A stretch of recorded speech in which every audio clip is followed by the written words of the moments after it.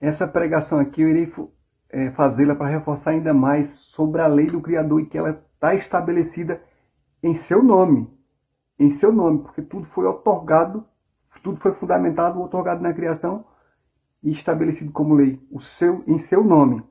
Então, para que você tenha o entendimento, ou busque entendimento, vamos aqui para Matitial, no capítulo 7, versículo 21 ao 23. Aqui vai dizer: saber a senha correta, por exemplo. Senhor, Senhor, não levará vocês a nenhum lugar comigo. Essa parte aqui eu peguei de uma tradução. Que você não só pode olhar só uma tradução que Satanás, para enganar, ele saiu criando várias traduções. Várias traduções. Além de corromper as escrituras, saiu criando várias traduções. Então, vou falar de novo. Saber a senha correta, por exemplo, Senhor, Senhor, não levará vocês a nenhum lugar comigo, mas somente o que faz a vontade do meu Pai, que está nos céus. Qual é a vontade do Pai? Lembra que eu falei da missão do Mestre? Que ele veio proclamar a época aceitável do Criador, do seu Pai, e a vontade dele só vai estar quando tudo e todos estiver debaixo da sua lei, debaixo do seu nome. Então, continuando. Muitos dirão a mim naquele dia: Senhor, Senhor, não temos nós profetizado em teu nome?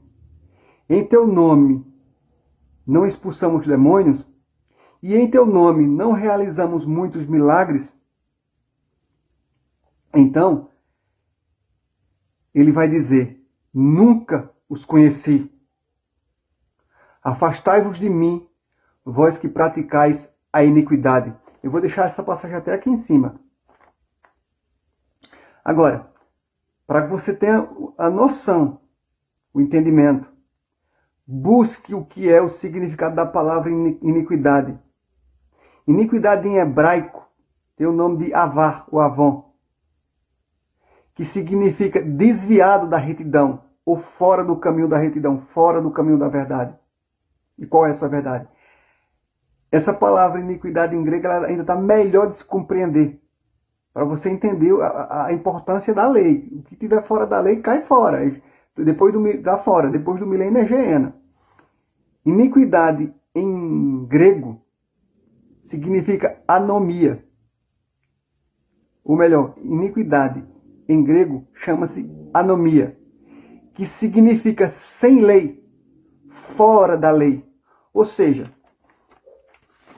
quando chegar para ele com qualquer outro nome que não seja o seu nome verdadeiro, que o nome verdadeiro tem que ter o nome do Criador, o nome do Criador é a lei, e ele é o representante e herdeiro da sua lei, afastai-vos de mim, nunca os conheci, afastai-vos de mim, vós que praticais a iniquidade. Isso é para aqueles, para os impostores que dizem que estão expulsando o demônio, fazendo milagre, em nomes que não tem nada a ver, em cima do nome que não tem nada a ver com o nome dele. Por isso que ele vai dizer: afastai-vos de mim, vós que praticais a iniquidade, vós que estáis sem lei, vós não pertencem a mim, este não é o meu nome. Eu sou o herdeiro e representante da lei do meu Pai. Por isso que ele vai dizer aqui também, cadê?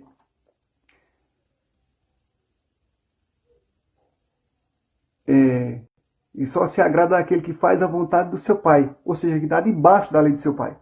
Está debaixo do nome do seu Pai.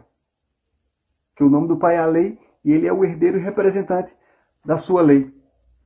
E como fala aqui em Jeremias, Irmial é o nome do profeta, capítulo 31, versículo 31 ao 35, eu vou ler. Estão chegando os dias, declara o Criador, quando farei uma nova aliança com a nova casa de Israel e de Judá, de Judá. Não será como fiz com os seus antepassados, quando os tomei pela mão para tirá-los do Egito. Porque quebraram a minha aliança, apesar de eu ser o criador deles, diz Yahweh. Esta aliança que farei, esta nova aliança que farei com a casa de Israel, depois daqueles dias, será dessa forma. Porei a minha lei, no íntimo deles, e a escreverei nos seus corações. Assim serei o criador deles, e eles serão o meu povo. Ninguém mais ensinará ao seu próximo, nem ao seu irmão, dizendo: conheça o Criador, porque todos eles me conhecerão, desde o menor até o maior. Assim diz Yahweh. Porque eu lhes perdoarei a maldade e não me lembrarei mais dos seus pecados.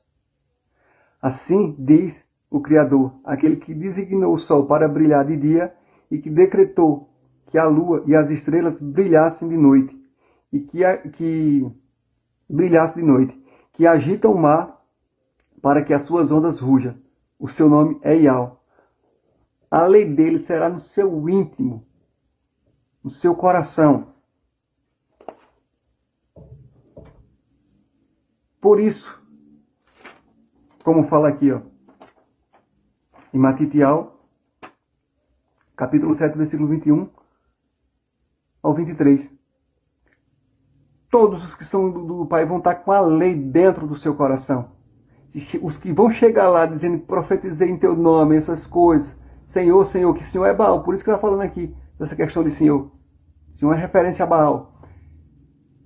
Assim como o nome dele também não tem nada, o nome do Pai não tem nada a ver com Deus. Deus representa esses seres caídos. A potestade e os deuses, os demais que caíram. Então, os que chegam fora da lei do Criador, e ele como herdeiro e representante dessa lei, é lógico que ele sabe, vai dizer logo: apartai-vos de mim, vós que praticais a iniquidade, vós que está sem lei, fora da lei. E depois do milênio, aqueles que estiverem fora da lei, é Geena, lago de fogo. Então, vamos aqui agora para Matitial. Por que a função da pregação? Tem que pregar-se a verdade agora no tempo do fim, no tempo do fim, no tempo do Apocalipse, no tempo da revelação. Vamos para Matitial, capítulo 12, versículo 38 ao 42. Aqui vai falar do sinal de Jonas. Alguns fariseus e escribas disseram: mestre, queremos ver um sinal milagroso feito por ti. Ele respondeu: uma geração perversa e adúltera pede um sinal milagroso. Adúltera que já estava no engano, perversa e corrompida, que já estava no engano, o engano já dominava. E ele se passando como verdade, a raça da serpente, que segue o mesmo caminho do vosso pai Satanás. Uma geração perversa e adúltera pede um sinal milagroso, mas nenhum sinal lhe será dado, exceto o sinal do profeta Jonas. Pois assim como Jonas passou 3 dias e 3 noites no ventre de um grande peixe, assim o Filho do Homem ficará 3 dias e 3 noites no coração da terra. A população de Nínive se levantará no dia do juízo com esta geração e a condenará, pois eles se arrependeram com a pregação de Jonas. E aqui está quem é maior do que Jonas. Eles se arrependeram com o quê? Com a pregação. Está pensando que a pregação de Jonas é igual a pregação que Jonas fez? É igual essas pregações dessas sinagogas aí que estão pregando, colocando o povo na carnalidade, só falando das coisas deste mundo perverso e corrompido, o qual este mundo é o inferno. Porque tem que falar que esse mundo é o inferno? É forte, não é isso? Não é forte? Para que desapegue das coisas dele, porque ele vai ser submetido à prova. É o mundo dos mortos, o mundo dos pagãos, o mundo da sepultura, o qual quem está governando é Satanás. Por isso que tem que pregar. Olha a pregação de Jonas. Pensando que é o modelo? Aqueles que foram convocados antecipadamente, estão dando testemunho da verdade, vejam o modelo de pregação deles. Então, a população de Nínive se converteu à verdade. Só que a coisa é muito mais séria porque mataram o soberano da criação, derramaram o sangue do soberano da criação. A verdade, ela pagou um preço muito alto neste mundo. Além de Satanás corromper a criação do Criador e a sua humanidade, ele matou os que vinham com a verdade. Por que está falando isso? Porque está pensando que o Criador vai deixar isso barato? Ele vai puxar um freio de mão. E o tempo está às portas para ele fazer isso. Puxar um freio de mão e exercer a sua justiça. Porque tem muito sangue no centro derramado, proclamando a verdade. E essa verdade sendo rejeitada, sendo martirizada. Aí você acha que o Criador vai deixar isso passar barato? Sim, nunca que ele seria um Criador de justiça. Mas, como ele é o Criador justo, íntegro e correto, nunca que ele vai deixar isso passar. Por isso que a verdade ela tem que vir à tona. Até do soberano da criação, o sangue do soberano da criação foi derramado, assim como fala lá em Hebreus no capítulo 10. Hebreus no capítulo 10 fala isso, só não estou lembrado do versículo. Aí vai falar ainda aqui, ó.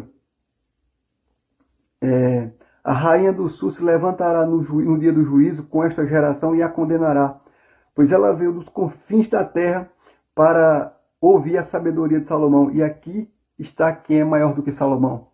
Agora, você quer saber também de onde vem a sabedoria de Salomão? Vá lá em 1 Reis. 1 Reis no capítulo 10, versículo 1. Você vai ver que lá a sabedoria de Salomão vinha de acordo com o nome do Criador. Então, quem era o representante, quem é o herdeiro e representante da lei do Criador, isto é, do seu nome? Ele. Por isso que ele está falando desta forma. Então a verdade tem que ser pregada, porque a palavra de Yahweh, assim como fala lá em Hebreus, no capítulo 4, versículo 12, ela é viva e poderosa, mais afiada do que a espada de dois gumes, ao ponto de penetrar e dividir alma de espírito, junta de medula e discernir as intenções dos pensamentos e corações. Se ela é capaz de dividir tudo isso, imagine se ela não é capaz de tirar aqueles que são da verdade e que estão no engano. Por isso que a verdade ela tem que ser pregada em cima do fundamento, do nome, que é o escudo, como já mostrado em vídeo anterior. Como fala lá em Provérbios, no capítulo 30, versículo 5, como o apóstolo Shaul vai dar testemunho que o seu nome é escudo, em Efésios, capítulo 6, versículo 16. Use o escudo da Emuná, que é o nome, contra todas as setas inflamadas do maligno, todo o engano dele. Por isso que em nome da verdade, não é em nosso nome não que nós damos testemunho, não. O meu nome não serve de nada, meu nome até pagão é. Mas em nome daquele que é a verdade, que é o representante da lei do Criador, Yahshua HaMashiach, o engano dele está sendo confrontado nesse nome. Nesse nome, que é o verdadeiro nome, que está contido o nome do Todo-Poderoso. Então, nós que somos convocados para dar testemunho, estamos botando abaixo o engano desse mundo em nome de Yahshua HaMashiach. Que é assim que está escrito lá em Filipenses, no capítulo 2, no versículo 9 ao 11. Lá vai dizer: por isso o Criador o exaltou sobremaneira e lhe deu um nome que está acima de todos os nomes, para que no nome de Yahshua, todo joelho se dobre. Para que no nome dele todo joelho se dobre e reconheça que ele é rei, para exaltação do Criador, o Pai, para exaltação de Yahweh, o Pai, porque o Pai ele é exaltado através do Filho. Então, o Criador, Yahweh, o Pai, lhe deu um nome que está acima de todos os nomes, que é o seu nome, para que no nome dele todo joelho se dobre. Entendeu? Para no nome de Yahshua, todo joelho se dobre e reconheça que ele é rei, que ele foi negado como rei. E isso para a exaltação de Yahweh, o Pai. Então, é isso que agora está sendo proclamado nessa reta final, para que aqueles que são da verdade se voltem para a verdade e entrem no caminho da retidão, no caminho da lei do Criador, que é o seu nome, e receba o grande rei, herdeiro e representante desta lei, Yahshua Mashiach.